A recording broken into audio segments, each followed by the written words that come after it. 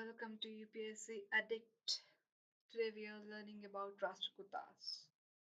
Rastrakutas ruled from 753 to 973 AD. The first ruler of Rastrakuta dynasty was Dantidurga. He is the founder of the Rastrakuta dynasty. He defeated Kirtivarman II of Badami Chalukya, then became first king of Rastrakuta dynasty. Then Rastrakutas were tributary kings of Badami Chalukyas. Tributary kings can be understood by this example. Suppose we have kingdom. This kingdom is divided into few states, and each state is ruled by a subordinate king. And this all kingdom was under control of an emperor, as same as a prime minister and chief minister. So, Dantidurga was a subordinate king of Chalukyan Empire, then fought a war with Kirtivarman II and established his new independent empire, Rastrakutas. Here are the rulers of Rastrakutas, starting from Dantidurga to Karka. Indra IV is also an Rashtrakutan ruler, but we don't consider Indra IV as a last ruler as he was under Tailappa.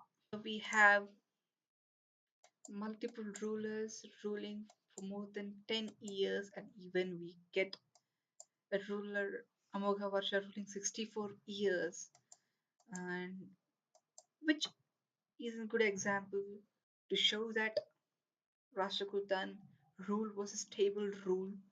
Then, as we know, that it was started by Dantidurga, it was ended at the term of Karka by Tailapatu of Kalyana Chalukya. Tailapatu defeated Karkatu and ended the great Rashtrakuta Empire. This was happened in 973. Tailappa appointed Indra IV of Rashtrakutas as his subordinate king. So we considered Karkatu as a last independent ruler of Rashtrakutas. However, Indra IV was a subordinate king. This is a rough map of Rastrakuta Empire. However, this north part was major part of conflict as it was constantly in war between Palas, Pratiharas, and Rastrakutas. So in general, we consider Rastrakutas empire used to start from Kannauj or Narmada River and to the south Kaveri River. Then we can see Manyankheta. It's capital city of Rastrakutas. Initially, Mayurkhandi was the capital city of Rastrakutas. Then Amogha shifted capital city from Manyankhandi to Manyankheta. Famous rulers of Rastrakutas. Dantidurga, however, a founder is also a famous ruler of Rastrakuta dynasty. These were his titles. Khatgavaloka, Prithvivallabha. He was not a Kshatriya. And we also know that he is a Samanta Raja or tributary king of Badama Chalukya, took control from Kirtivarman. Danti Durga. He defeated Gurjaras of Malwa, rulers of Kalenga, Kosala, Srisailam. He maintained marital relationship with Pallavas by giving his daughter in marriage to Nandivarman II and help Nandivarman to capture Kanchi. One more point to note is that Danti Durga's mother was a princess of Chalukyan. Her name was Bhava Naga. We also learn that Danti Durga performed Hiranyagarbha at Ujjain after his victory over Malwa. I said that he won a war by defeating Gurjas of Malwa. Then after that, he performed Hiranyagarbha at Ujjain. Ujjain is about here. That means he captured this region. Then, what is Hiranyagarbha? Hiranyagarbha is a ritual performed in order to ensure that his next birth will be Kshatriya birth. This was performed by Dantidurga as he was not a Kshatriya and no other person other than Kshatriya was permitted to rule the kingdom. By performing Hiranyagarbha, he becomes the Kshatriya and thus can rule the kingdom. The next great ruler is Krishna. He ruled from 756 to 774 AD, that is about 18 years, which is also a stable period.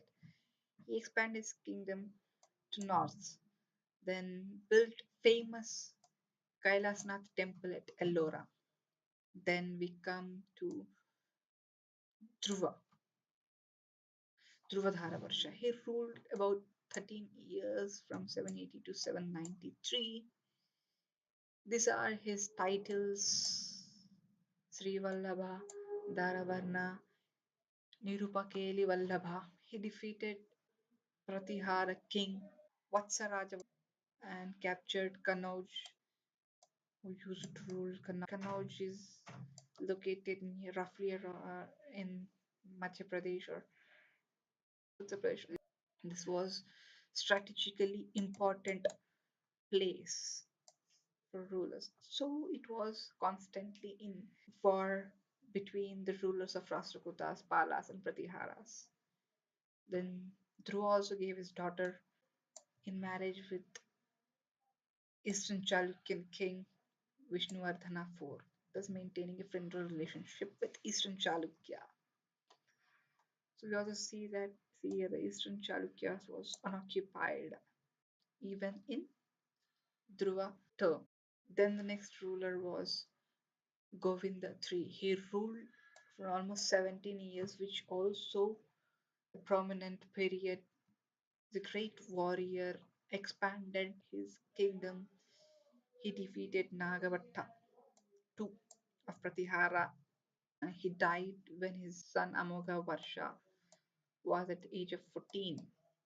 Then we come to the great ruler Amogha Varsha. He ruled for 64 years. He's one of the few rulers who ruled the kingdom for more than 50 years. He became king at the age of 14. I said that Govinda died when Amogha Varsha is at the age of 14. In the same year, Amogha Varsha became the king of Rastrakutas. These are Amogha Varsha's titles: Nrupatunga, Sri Vallabha, Veeranarayana, Atishadavalla, Rattamartanda. He's a peace-loving king. He's also a poet. He wrote Kavi Rajamarga and he respected all the religions: Jains, Hindus, Muslims. He himself was a follower of Digambara branch of Jainism. One more important point associated with Amoghavarsha is Arab traveler Sulaiman visited his kingdom and prized Amoghavarsha as one of the four powerful emperors of the world in his book called Silsilat al-Tariq, which was written in 851. Then Panchabukhi, an historian, described him as Ashoka of South. Amoghavarsha, his father Govinda III died. Then, after his father's death, Karka took his care and helped him to learn ruling the empire. Later, Amoghavarsha killed son-in-law of Karka in a war. He drove Chalukyas out of the Vengi. He defeated Vijayaditya of Ganga. He maintained marital relationship with Pallavas and Gangas.